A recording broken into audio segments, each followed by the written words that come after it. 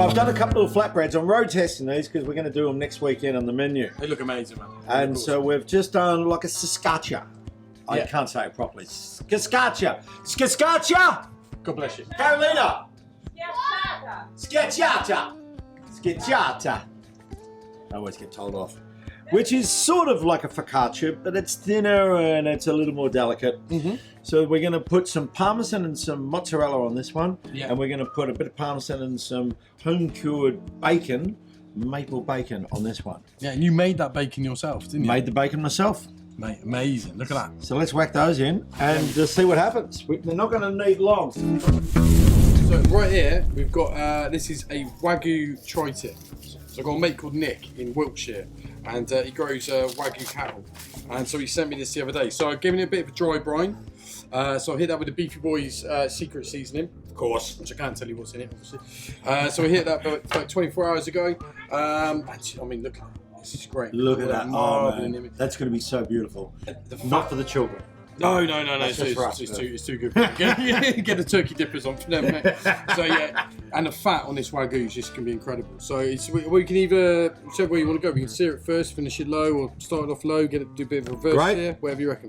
Well, I'm going to put the chopper on, so we'll have the big skillet on as well, and then we've got the grill, so we'll just bit of both. Yeah. Bit of both. Give a bit of smoke. Doesn't need much, does it? No, it's only a thin bit. I mean, we'll take it like medium rare, really. Yeah. Okay. Slice up. See, that's the tri-tip. I got something for the kids. I just boned out these chickens, and I've got them sitting in this lovely little marinade. It's just some oil and lemon and all the fresh garden herbs sitting underneath there. The garden herbs are incredible at the moment. So sage, is it? So I've got sage and some rosemary and also some oregano. Oh, nice. Yeah. So you grow your own oregano in the garden? Yeah. I've just gone crazy. I've just got herbs everywhere. Yeah. I just got sick of it. It's not so stupid buying herbs all the time. I was getting packets from, and they were coming from Peru and all this sort of stuff. I'm like, ah! So now I've just made sure I've got a whole, I've got enough herbs to last me the whole year. Yeah, same. I've got a load of rosemary in the garden. So you can't have enough of it, can you? Yeah, why not? Exactly, yeah. What you got in the middle there, boys? This is some of my home-cured bacon. So we've put a little bit of this on the focaccia. I cured it with some maple syrup, so it's quite delicious. Murf and I have been just eating it pretty much raw. It's good.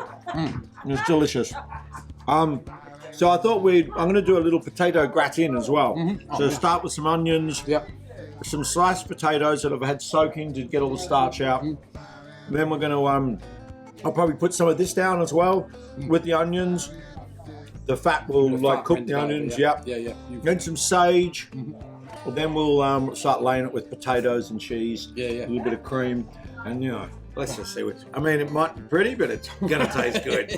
Bacon, cream, sage, and potato. You can't go wrong, can you? No. We've got our flatbreads. This is the wild garlic pesto, mozzarella, and parmesan. Go on, Murf. It's amazing. That's not a knife. That's a knife. You want just straight down the middle? What are we doing? Yeah. Just little bite-sized pieces for everybody. Look at that. It's so fancy. You see all that pesto sort of soaked into it, and what should I do? Little sort of strips? Little strips is good. Make sure everyone gets a little crust. Yeah. And we'll put it out to the ladies and the children. Have you got a bigger knife? I think. Oh, look at that. That looks lovely. Wild garlic. It's just great. It's so good this time of year. Yeah. So I've made the biggest tub because it's only here. It's only good for about 3 months. Yeah. And then so I just make the biggest tub of pesto. Yeah. And it lasts all year, but not around here. It doesn't. Yeah, that's it. I've tried the wild garlic oil and it's just so good, man. It's just but you get those 3 months of the year where I made my wife sick of it when she was pregnant with me. Just literally every meal had wild garlic in, and she was like, so I think for about a year she didn't want to touch it at all. But yeah, it's just so good, isn't it? You've got to utilise it while it's there. Absolutely. And Mother Nature provides. It's that's the thing about Italy. When you go to Italy, if asparagus isn't in season, it's not on the shelves. They don't import it from Peru or elsewhere. You know, if the tomatoes aren't good, you just don't get them. Yeah. It's like only seasonal stuff is on the shelves there, and I think that's the way we should be going here.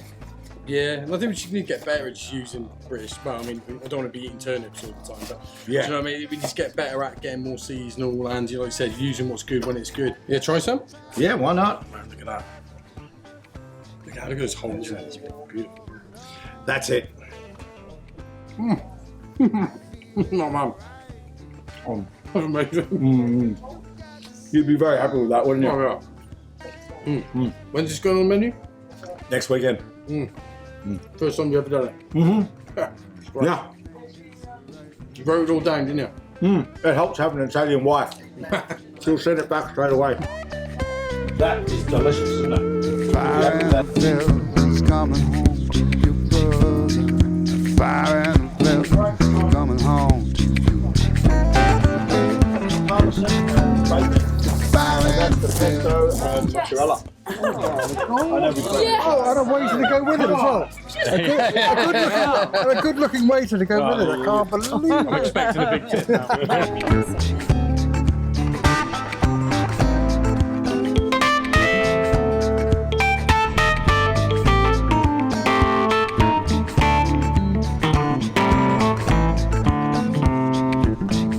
Are you putting the lemons on there as well? Yeah, why not? Oh man, they'll cook up Yeah. as well, won't they? Be lovely. I'm helping myself to the bar. So Please do. So what? That's what we got in there? Lemon juice or Lemon juice, olive oil, Yeah. bit of rosé. nice, yeah. Yeah. And then just the herbs. I'm going to give it another. I've sprinkled not so much salt on this side, but salt on the skin. Yeah.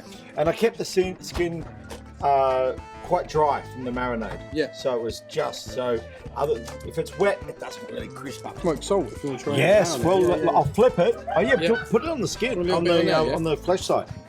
So we've got this cherry wood smoked salt. It's from Tubby Tom, I made over in Gloucester. Nice tubby, Tom. And he smokes all this himself. So he does like mesquite, he does cherry, he does pear, he does all different sorts of stuff. All good? It's delicious. Let's put him on here. I love that. We get all fat dripping down. So Oh, that yeah. smoke coming up. You've really got to watch it too, because it can flare. That's why I just work with coals at this time. Yeah. If you've got any flame there, I've had it before. With pork and chicken, it can just I've had the chicken up this high, Oh, really? but lots of it. Yeah. And as soon as that fat starts rendering, Yeah. next thing you know, you've destroyed everything. Yeah, Everything's blackened. Yeah, but I can't work in weights and recipes. I'm not good with them. I just basically will, if I don't know, I'll put something on the menu because I do the menus like a month in advance. Yeah. And I just try to do something different to challenge myself, and Yeah. so I don't get bored. But most of the time, I'll get there on a Monday and look at the menu that I'm doing this week and go, I've never done that. So I will, have a quick Google and I'll scan a couple of recipes, but I can't stick to anything. And I'll just get a rough idea in my head and wing it. That's what I did, because when we did the Beefy Boys cookbook, and I went through all the thing like to do the measurements and that, and then when you send it off, they got someone who looks in it and they check the measurements. And I was like, "What are you checking? Nobody ever nobody follows these things, do they?" So I just look at it, I get a rough idea. Oh yeah, rosemary, garlic, or I'll work the rest out. Yeah. And then you'll just work the quantities out. Yeah. I think it's practice, isn't it? The more you do it, Exactly. The more Well, you know the texture it's meant to be. So how long do you reckon for those chickens? They've got no bones in them, have they? So, Yeah, I've taken all the bones out, so I want to just get the skin. I mean, there's a fair bit of heat there. yeah. That'll probably take like 10 minutes, Yeah. and then we'll flip it and put it more on the gentle bit. When you put the chopper on, all that heat's not going to be able to escape, so it all goes out. So if you've got that next to that's going to get all the smoke and the heat, Yeah, gotcha. and it's a nice gentle way to cook. So is this kind of that's kind of mild there, isn't it? Yeah. What do you think about that tri-tip? When do you want to get that one? Yeah, should we whack it on? Yeah, we'll get some sort of. Yeah, that's probably perfect over there. There you go, buddy. Cheers, man. It's alright, we'll chuck it at the back now to keep an eye on it. Yeah. Just get a bit of that sort of ambient. And that'll, just get it to temperature and Yeah, get it loose. that'll be lovely. I reckon, Murf, should we give this a turn? Yeah, it's We're looking going to have a good, look man. at it. Oh, that's lovely. Oh, that fat's spot on. Chicken fat. Yeah, man, just the best. Nothing better. Yeah. You know, Vegas, which we'll talk about soon. But I've spent a fair bit of time in Vegas myself, and they a lot of restaurants there they'll just sell chicken fat strips. Yeah. It's become a thing, isn't it? Like that chicken fat. Oh, it's amazing! I've never seen anything quite like it. I do love it, chicken fat though. When you get it right, it's crispy and it's fully wrapped. No, it's just beautiful, isn't it? So good. I love cooking meat like this when you're doing that distance. You know what I mean? So cooking it over directly the direct heat, but at that distance, because you get that sort of slow, but you still get the sear and the. Absolutely. And I think there's a big thing about that fat dripping, creating smoke, and it going back up into It's the a meat. special sort of smoke. It's, you know, It's different, isn't it? It's completely different to the smoke you get in like the smoke. It's so good. So we'll get the trapper on. Yep.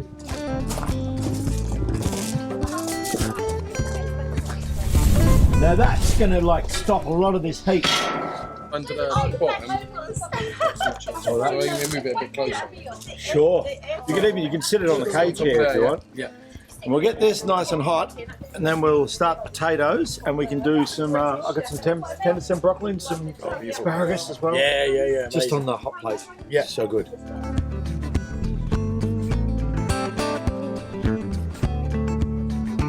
Yeah, it's the future of dining, I think. Yeah, you've got that high end, but people are looking for something different. I mean, and you guys would be similar because you focus on your burgers and a limited menu. At the end of on a Saturday night after my service, my fridge is completely empty. I have zero waste. I got nothing.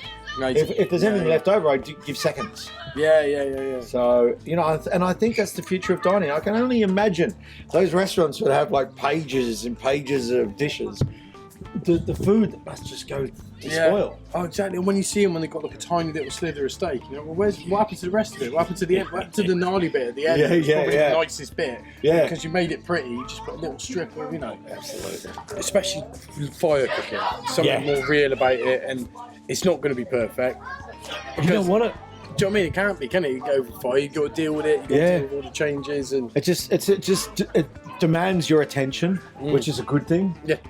The one thing that frustrated me about barbecuing in England initially was like in Australia, if someone likes barbecue, all the men come and stand around with a drink and they start talking about it's like going on around a golf or something. Yeah.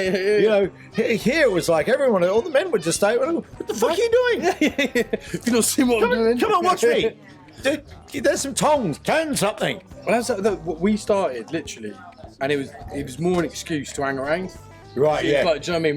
We had Dan there, did one of the Beefy Boys. He bought a smoker, and so we started just doing it. We smoked like a lamb shoulder or pork, and it was just literally because as you get older, you don't hang around as much, do you? 'Cause you've got kids and all that. You're busy. I had an excuse. So I had to say to Joe, I was like, I've got to go around Dan's house. We've got to smoke this lamb shoulder for 14 hours. So we literally 14 hours. You know, we started drinking beer. You know, and so it was an excuse to hang around. Cooking has become golf for blokes that don't play golf, It is, really. yeah. But to go for this, at the end of it, you got something nice to eat, yeah. innit? That's the reward, isn't it? I've got to be careful with these. My wife always says, you burnt it. I love a bit of char. Oh, mate, like water and onions. Chuck them on there, buddy. So get our bacon on there. Get some of the fat off that. Yeah. Now I've got a little confit garlic here as well. We've used that as an oil.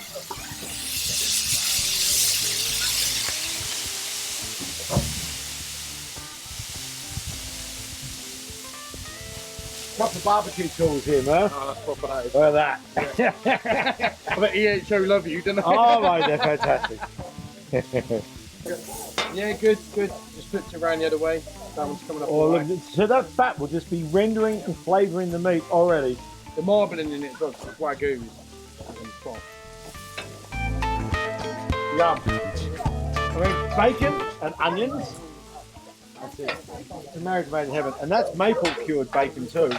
What I think I'll do, I might drop a little maple syrup on these onions as well. Just. Yeah. Well, I always say my favourite burger, my favourite patty style that we do is the Oklahoma. Me too. That's what I always have at your Yeah. place. And I always say to people, it's because like every great thing you've ever eaten in your life, is meat and onions. That's the first, every great dish ever, like lasagna, chicken, whatever, you know. Anything, it's meat and onions. You've got that, then you're going to have an amazing dish. Absolutely. That's what I love about Oklahoma. And you get all the different textures. You get the burnt onions and the caramelised ones. Oh, it's awesome. You can see this gets quite hot. Doesn't take long. So do you usually do your potatoes and that? Everything on these chappers. Yeah? Yeah. So on, All the veg. We'll do the tender stem broccoli as well, beans. So a chapper that size, with like potato, how many potatoes? I'll have 2 of these, Yeah. and that will do potatoes for about 120 people. Shit, really? Yeah. You put them on that? Why just keep on turning them? Just keep turning them, roll them through the butter or the oil or whatever you're using on that. I made a salad dressing the other day, so confit some garlic in, in beef dripping. Oh, Yeah, took it out, chopped it up, put it through a salad dressing. Yeah, amazing. Mate, you had the old beef flavour with the garlic. Don't tell anyone that. Don't tell anyone. Does anyone know how much fun you could have cooking with a spade? Yeah, yeah. Yeah, it's so good, isn't it? Well, I'm used to As long spatulas. as... Skin on with these as well, yeah? Yeah, absolutely. Skin's where the flavour is. Yeah. That should do it, I reckon. Some clarified butter behind you in that jug. Did you want some fat on there, yeah? All of that? Yeah. Why not? I'm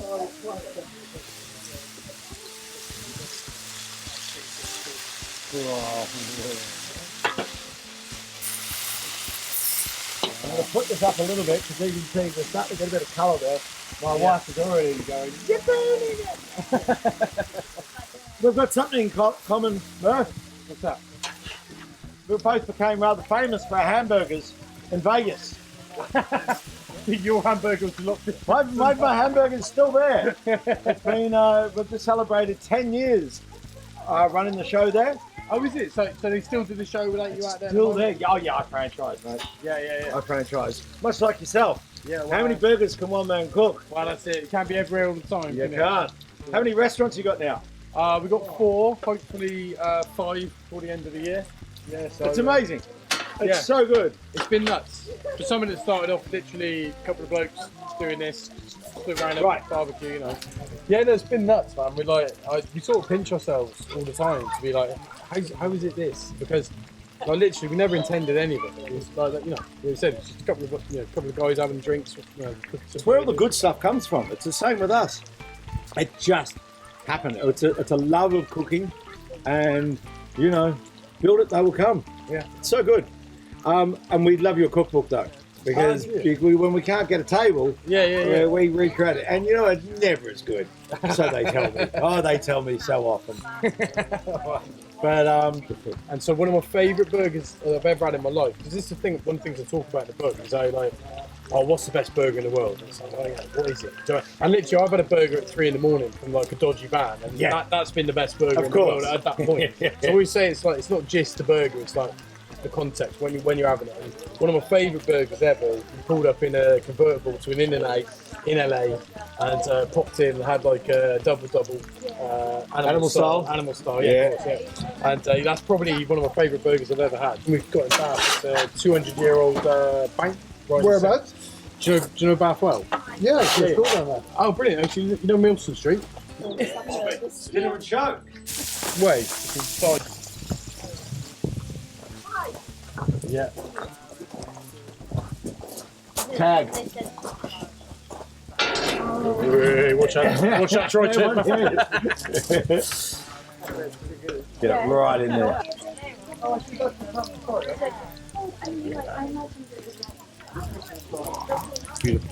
Just strap on the fire.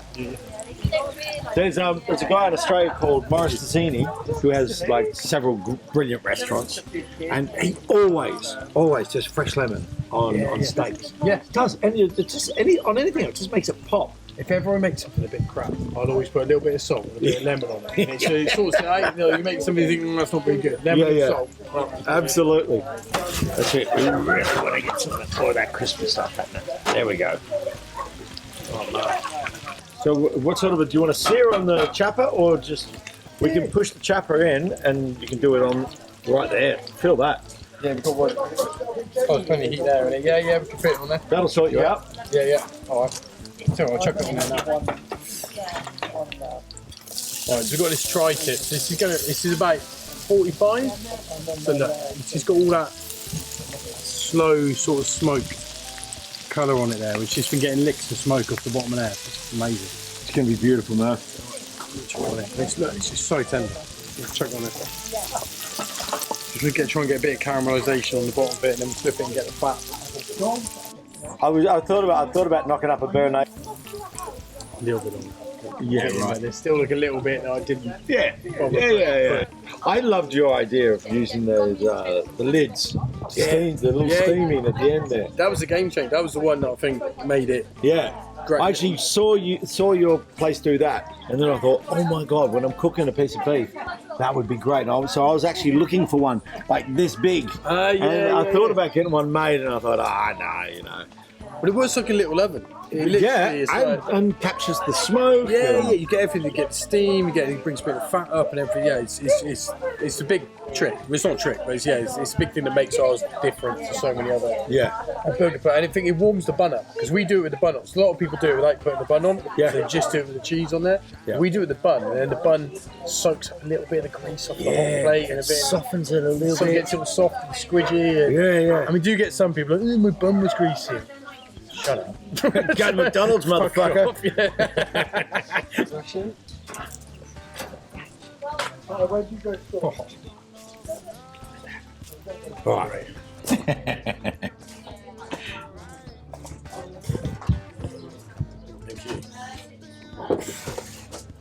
you. Good thigh. I love it. Amazing. That's so good. It's the best bit of the five.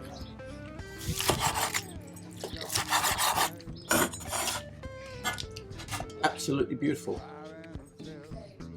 Absolutely beautiful. Yeah, we're going to eat well tonight. These was it. You put on these. That was just a cheddar. Was it? Yeah. It's like a dirty gratin. Some crunchy stuff in there. And the sage leaves get all crunchy. Beautiful. Right. Right, shall we dine? The Wagyu tri-tip. So tri-tip is it's rump. So it's done by the rump. It's not one we have much over here. It's big in California and America. They love a bit of tri-tip. So I haven't cooked. I think this is only the second or third one I've ever cooked in my life. But something about the grain. I think the grain goes that way and the one way, and then it twists on there. So I think you're supposed to cut it down here from the one corner to the other. Oh god. Oh god. Oh, here we go. Look at that. That's right. That's right a little bit. Right, I'm going to open the congelator for this. Oh man, that is like soft as you like. Yeah. It's raw. Don't eat it, kids. No, normally not. It's incredible. So good. So I think we're ready to eat. Thanks everyone for joining us. Wish you could be here to taste this. It does taste as good as it smells and looks. Check us out under the Nut Tree YouTube channel. You got the Beefy Boys. Follow them. Yep. Come to the festival, the barbecue festival. Yes, that's August the 16th at Nostock. Yeah, come along, check it out. 6 days after my birthday. Yeah, 6 days after her birthday, so you can come and celebrate that as well. So yeah, come and check it out. We'll both be there. And thanks for joining us. Dinner time.